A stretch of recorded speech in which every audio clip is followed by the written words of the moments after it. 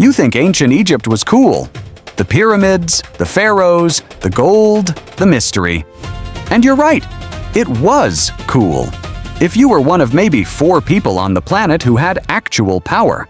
For literally everyone else, ancient Egypt was a place specifically designed to end you.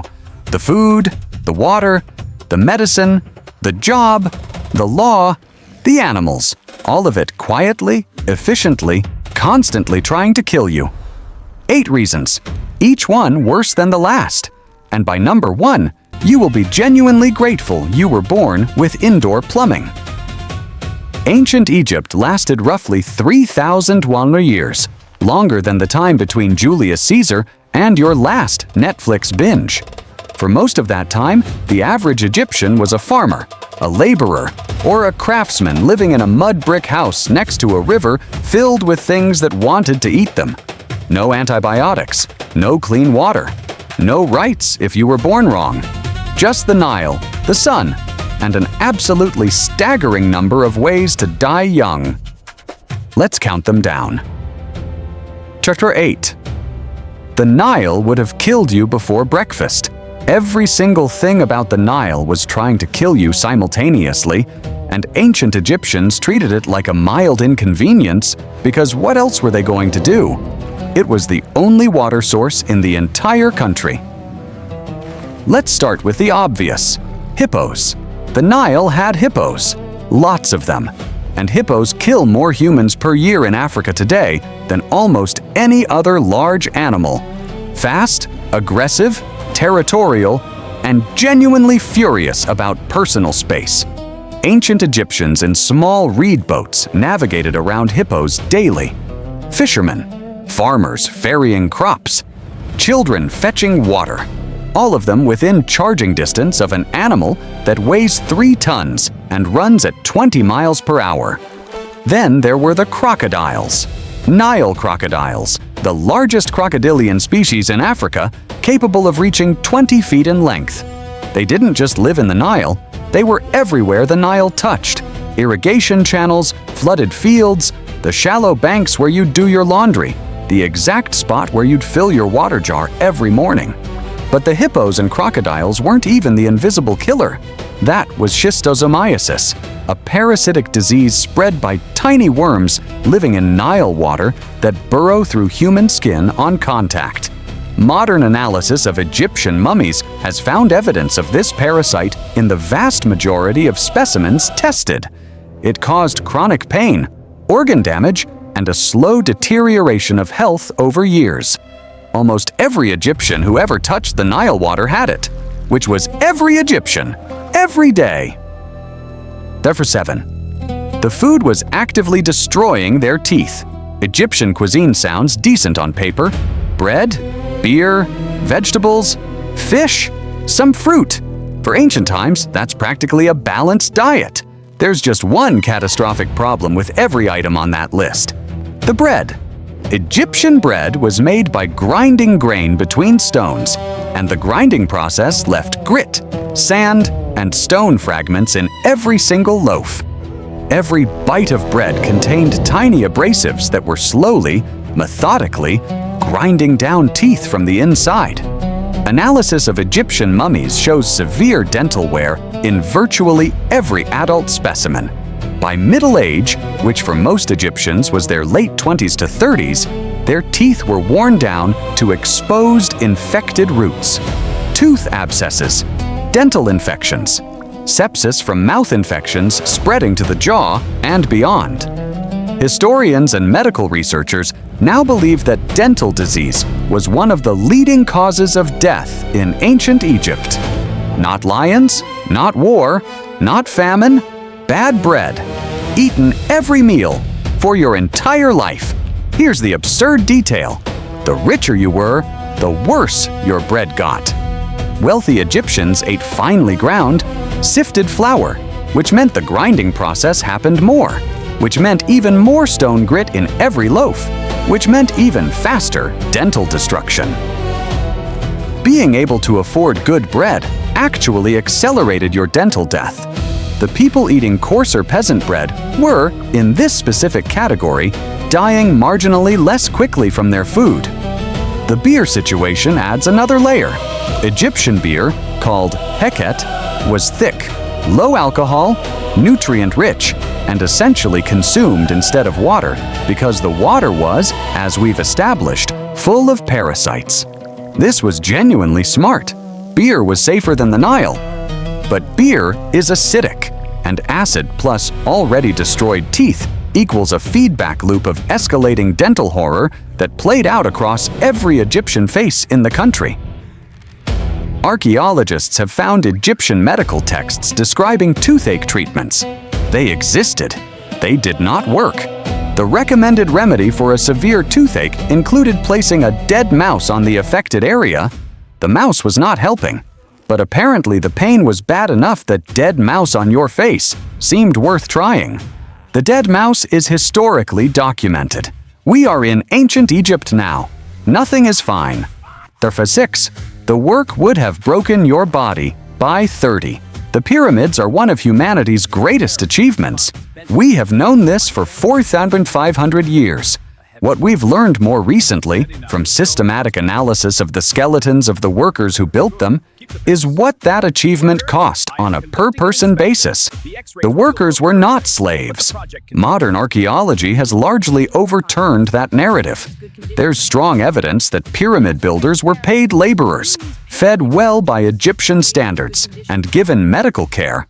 This was a workforce, not a chain gang. It didn't matter. The physical demands of moving multi-ton limestone blocks with ramps, sleds, and sheer human force produced skeletal damage so systematic and severe that it's visible in almost every adult worker's bones.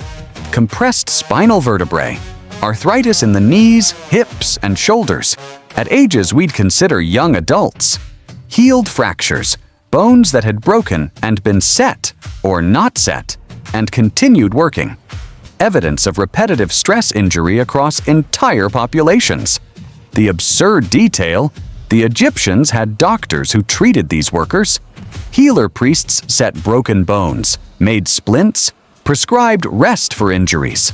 Medical papyri from the period show surprisingly sophisticated understanding of trauma treatment. So the system was: work men until their bodies broke, then fix them enough to continue working, then work them until they broke again. 5. Egyptian medicine was partly brilliant and partly terrifying. Here's where ancient Egypt gets genuinely complicated, because Egyptian medicine was, in many ways, remarkable.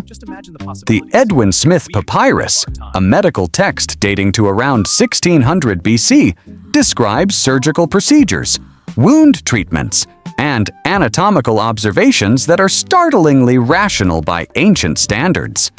Egyptian physicians understood that the brain controlled the body. They could set bones, stitch wounds, and treat infections with honey, which has genuine antibacterial properties. These people were not idiots. They were doing real medicine with real results, 3,500 years before penicillin. And then there were the other treatments. For eye infections, extremely common in a desert country with blowing sand and flies, one recommended treatment was to apply a mixture that included crocodile fat, honey, and red ochre directly to the eye. 2 of those ingredients are fine. One of them is crocodile, applied to your eyeball. For baldness, a genuine medical concern apparently, treatments included rubbing hippopotamus fat, crocodile fat, snake fat, and the fat of various birds into the scalp, combined with several herbs. For a woman trying to determine if she was pregnant, one test involved urinating on a mixture of wheat and barley and seeing which germinated first. Wheat meant a girl.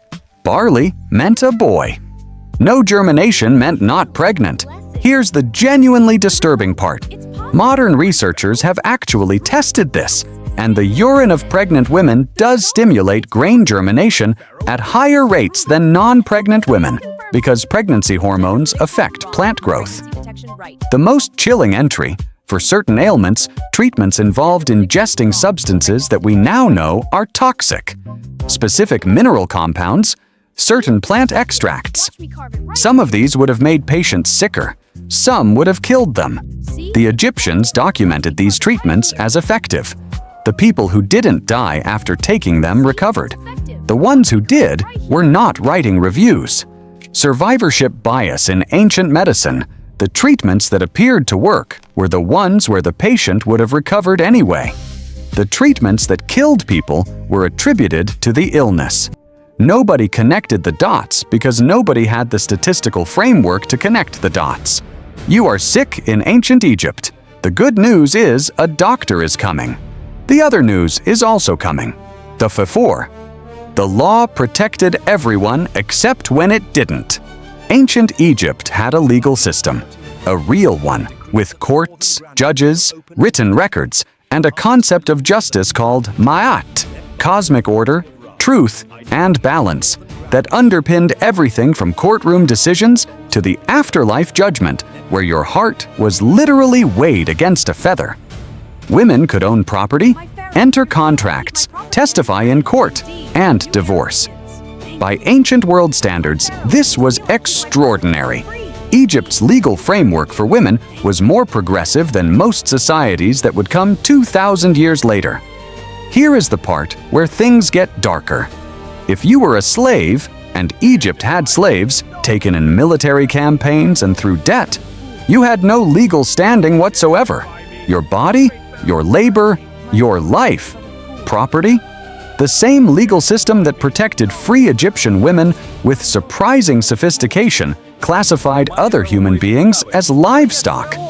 If you were accused of a serious crime, tomb robbery for instance, which was a capital offense, the interrogation process involved beating. Not metaphorically, literally beating the accused to obtain a confession.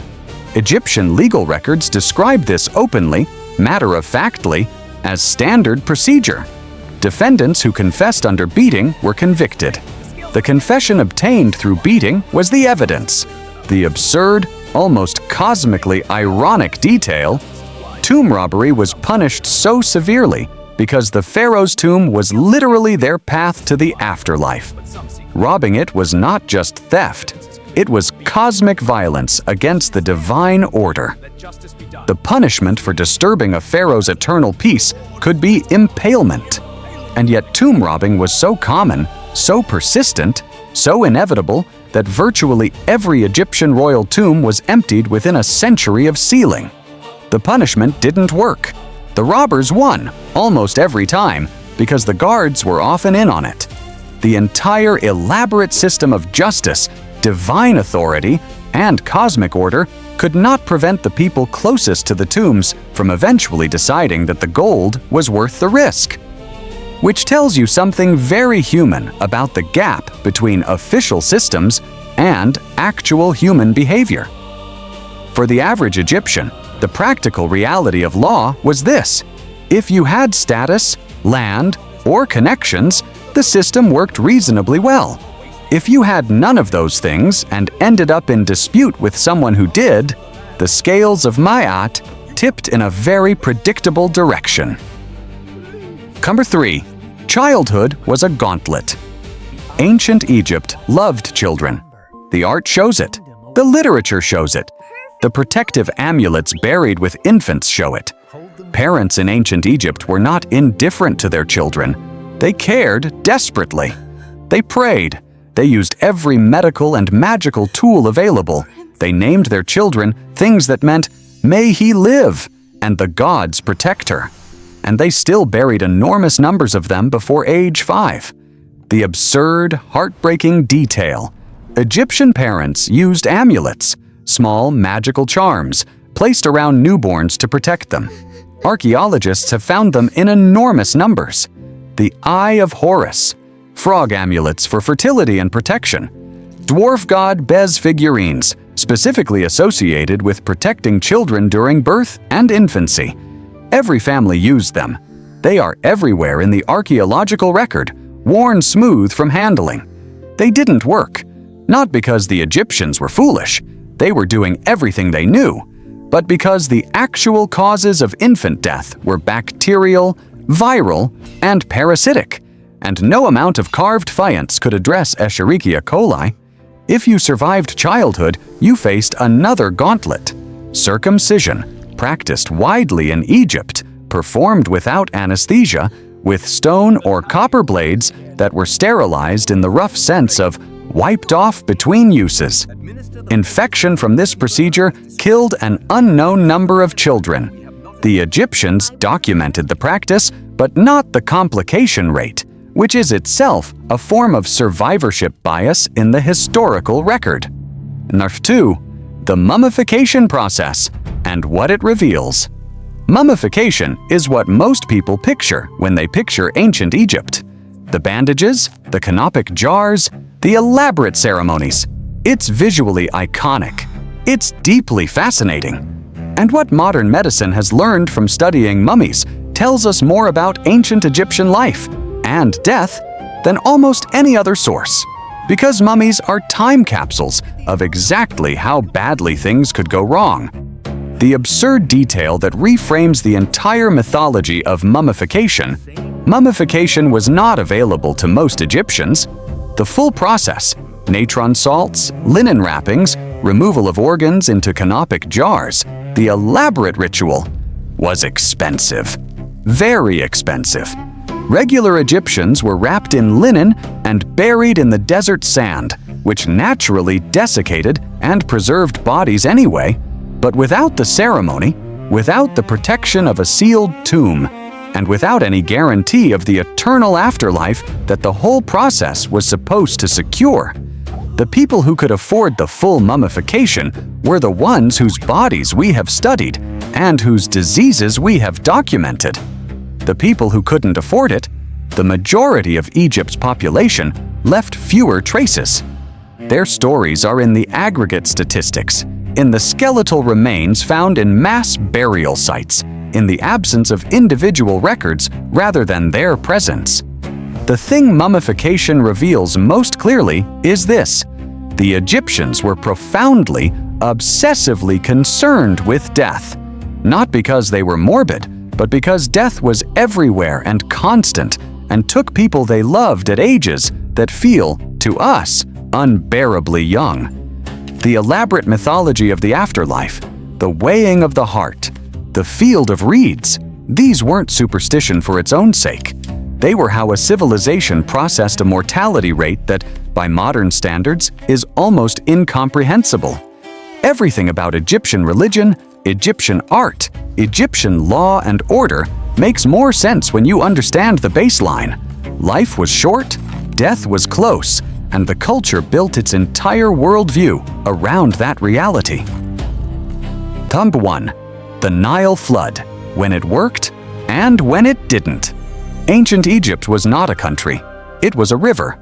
Strip away the Nile, its annual flood, its deposit of rich black silt, the thin ribbon of agricultural land it created in the middle of the Sahara, and there is no Egypt. There are no pyramids. There is no civilization.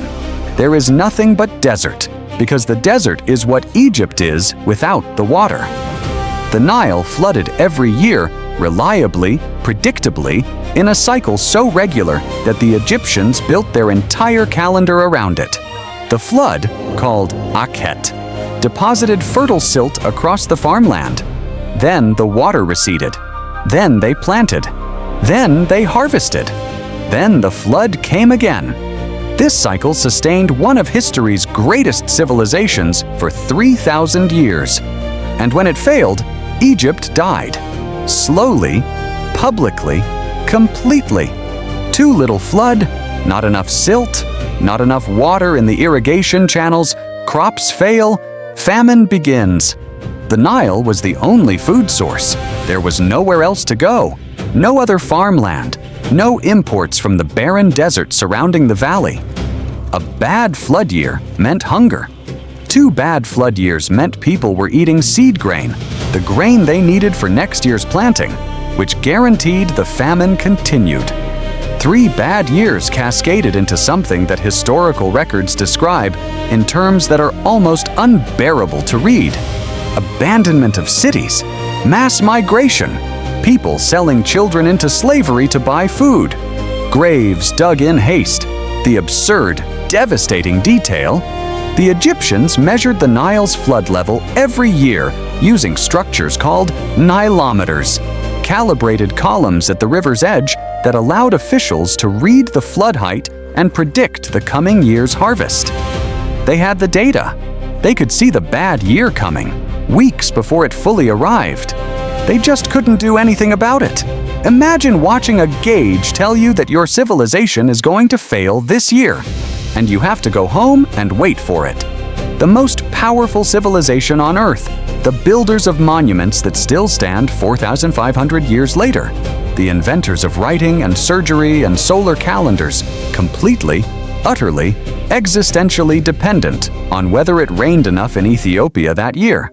That's ancient Egypt, magnificent and fragile in equal measure, and you, with your grocery store and your water filtration and your antibiotics and your dental x-rays, you would not have lasted a season. None of us would have. Parasites in the water, stone grit in the bread, a body worn out before 35, medicine that was half brilliant and half dead mouse, a legal system balanced on who you knew, a childhood where survival was genuinely uncertain, diseases written into your arteries, and all of it held together by a river that could simply decide one year not to cooperate. Ancient Egypt was extraordinary. It was also brutal in ways that are easy to miss when you're looking at the gold. The gold was real.